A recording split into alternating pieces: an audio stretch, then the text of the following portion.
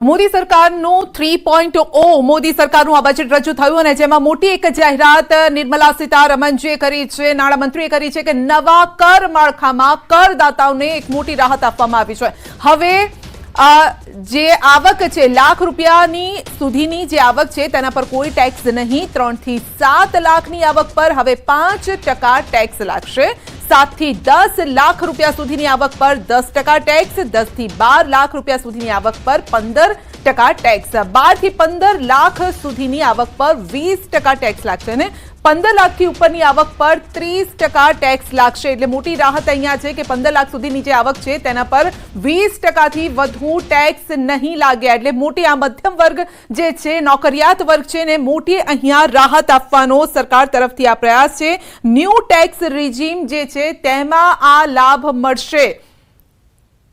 તો આપની યાદ અપાવી દઈએ કે નવું ટેક્સ જે રિજીમ છે તેમાં આ લાભ મળવા પાત્ર રહેશે, ઓલ્ડમાં નહીં હોય। એ પણ અમે કરેક્ટ કરી દઈએ કારણ કે 15 લાખ સુધીની જે આવક છે તેના પર 20%થી વધારે ટેક્સ નહીં લાગે। 15 લાખ ઉપરની જે આવક હશે તેના પર 30% ટેક્સ લાગશે। જો કે આ વખતનું જે આ બજેટ છે તેમાં મહિલાઓ આ સાથે જે નોકરિયાત વર્ગ છે તેને પણ એક મોટો ફાયદો આપવાનો પ્રયત્ન કર્યો છે। પ્રવાસન ક્ષેત્ર ઉપર ખાસ ફોકસ કરવામાં આવ્યું છે, બિહાર ઉપર ખાસ ફોકસ કરવામાં આવ્યું છે કે બિહાર અલગ વિશેષ રાજ્યના દરજ્જાની માંગ કરી હતી, પરંતુ એ ન આપતા અહીંયા એક ફોકસ કરવામાં આવ્યું છે ઇન્ફ્રાસ્ટ્રક્ચર ડેવલપમેન્ટને લઈને। આ સાથે જ નવો વિષ્ણુપથ કોરિડોર બનાવવામાં આવશે, તેને લઈને પણ ખાસ અહીંયા જોગવાઈ કરવામાં આવી છે। મોદી સરકારનું 3.0નું આ પહેલું બજેટ છે। ન્યૂ ટેક્સ રિજીમમાં મોટી છૂટ આપવામાં આવી છે। 3 થી 15 લાખની આવક પર 20%થી વધારે ટેક્સ નહીં લાગે। મોટી જો વાત કરીએ તો પહેલી નોકરી માટે ખાસ કરીને 1 લાખ રૂપિયાથી ઓછા પગાર હોવા પર ઈપીએફઓમાં પહેલીવાર રજીસ્ટ્રેશન કરનારને 15,000 રૂપિયાની સીધી મદદ મળશે। 3 હપ્તામાં આ મદદ આપવામાં આવશે। सिर्फ ज्वेलरी में नहीं जाता है बल्कि industrial use has increase many fold, तो वो भी अपने जो कंपोनेंट्स में जहाँ पे प्रेशियस मेटल यूज़ हो रहा है तो वहाँ पे इसका डिमांड बढ़ रहा है। इसके लिए इसकी कस्टम ड्यूटी थोड़ी घटाई है ताकि वी बिकम मोर कम्पिटिटिव।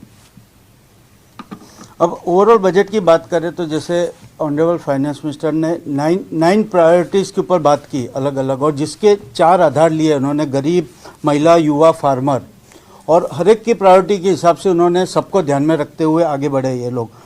बाकी चीज़ तो मेरे फ्रेंड्स ने बोला, लेकिन एक बहुत अच्छी बात इन्होंने एनर्जी कंजर्वेशन और एनर्जी सिक्योरिटी के ऊपर बात की। दैट जो हम लोग काफ़ी सालों से बात कर रहे थे, SMR, स्मॉल मॉड्यूलर रिएक्टर्स, जो एक nuclear energy for private sector एक रियलिटी होने जा रही है इंडिया के अंदर। उसके लिए एक स्पेशल फंड क्रिएट किया गया है R&D और उसके लिए, क्योंकि अगर एक टाटा जैसे प्रोजेक्ट को एक स्मॉल SMR दे दे तो जो एनर्जी बड़ी स्टील मिल्स वगैरह जो यूज़ करती है पूरे गांव उसको यूज़ कर सकते हैं। तो we are going from a cleaner energy जो अभी फॉसिल और उस पर से रिड्यूस होगा। सो एक वो बहुत बड़ा बोल्ड मूव है। एग्रीकल्चर सेक्टर की बात करें तो यूक्रेन युद्ध के बाद जो हमने हालत देखी थी, sunflower oil imports, soybean imports, और जो स्कैरसिटी हुई वर्ल्ड वाइड में, उसके लिए जो हम लोगों ने अभी ऑयल सीड्स के ऊपर काम करना चालू किया है, पर्टिकुलरली सोयाबीन, सिसमी और सनफ्लावर, बिकॉज ये तीनों not only domestic but exports के भी बड़े पोटेंशियल है, because lot of countries are there who are using this as their feed.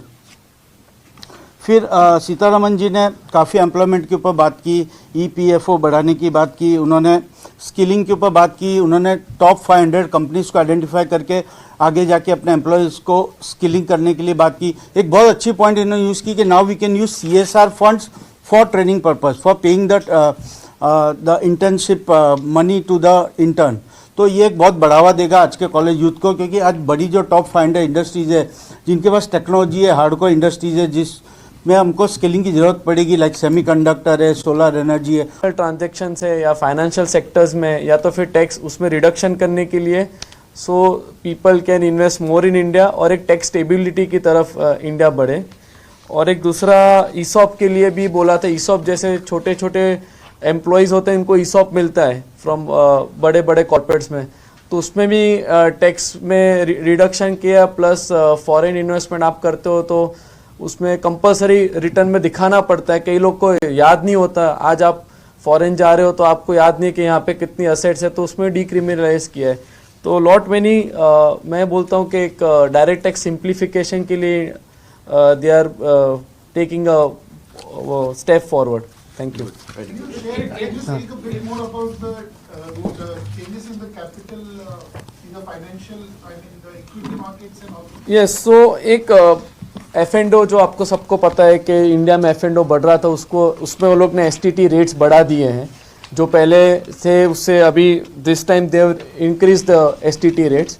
Same with long term capital gain भी जो 10% वाला था शेयर मार्केट में, वो अभी 12.5% कर दिया है, तो उसमें भी थोड़ा रेट बढ़ा है.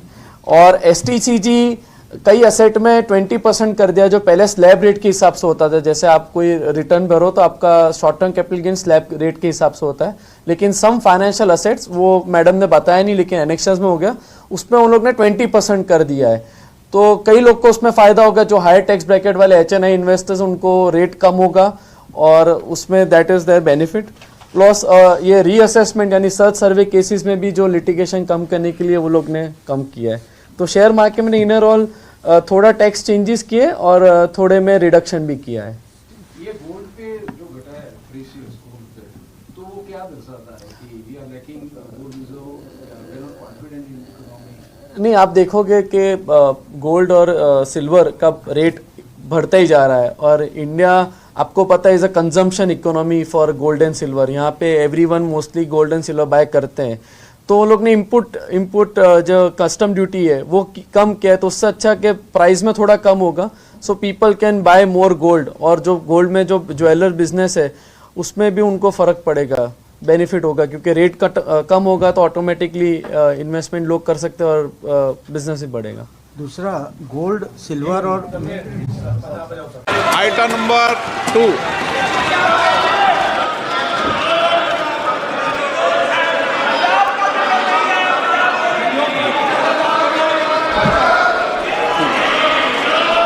Sir, with your permission, I rise to lay on the table the following statements under Section 3 of the Fiscal Responsibility and Budget Management, FRBM Act 2003, Medium-Term Fiscal Policy cum Fiscal Policy Strategy Statement and Macroeconomic Framework Statement.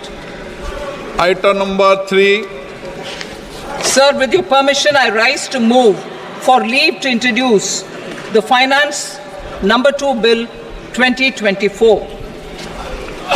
प्रश्न ये कि विधेयक को पूरा स्थापित करने की अनुमति प्रदान की जाए. जो सदस्य इसके पक्ष में हाँ कहें, जो सदस्य विरोध में ना कहें. मेरे विचार में निर्णय हाँ वालों के पक्ष व अनुमति प्रदान की जाती है. माननीय मंत्री जी, अब विधेयक पूरा स्थापित करें. Sir, I introduce the bill. Item number 4, The Union Territory of Jammu and Kashmir budget. Sir, I rise to present a statement, Hindi and English versions, of the estimated receipts and expenditure of the Union Territory of Jammu Kashmir for the year 24-25. તો મોદી સરકારનું 3.0નું પહેલું budget tax system સરળ અને paperless બનાવાશે. આ સાથે જ સેન્સેક્સની જો વાત કરવામાં આવે તો ફ્લેટ જોવા મળ્યું છે. બજાર શરૂઆતમાં થોડું અપ ગયું અને ત્યારબાદ ડાઉન ગયું છે. સેન્સેક્સની આપણે વાત કરી રહ્યા છે. શેર બજાર ફ્લેટ કારોબાર જોવા મળ્યો છે. સેન્સેક્સ નિફ્ટીમાં સામાન્ય ઘટાડો જોવા મળ્યો છે. મેટલ સેક્ટરમાં સૌથી વધારે ઘટાડો જોવા મળ્યો છે. 800 પોઈન્ટથી વધુ ડાઉન જોવા મળ્યું છે સેન્સેક્સ. તો બજારે એ પ્રકારે આવકાર્યું નથી. નિફ્ટીમાં પણ 300 પોઈન્ટથી વધુનો કડાકો જોવા મળ્યો છે. જે એટલે આનાથી એક સમજી શકાય કે જે આશા અપેક્ષા હતી કદાચ એ પ્રકારનું આ બજેટ ન ગણી શકાય. બજાર ઉપરથી બજારને જોઈએ તો એ પ્રકારે સમજી શકાય છે. જો કે ઘણા સેક્ટરમાં લાભ આપવાનો સરકારનો પ્રયાસ છે.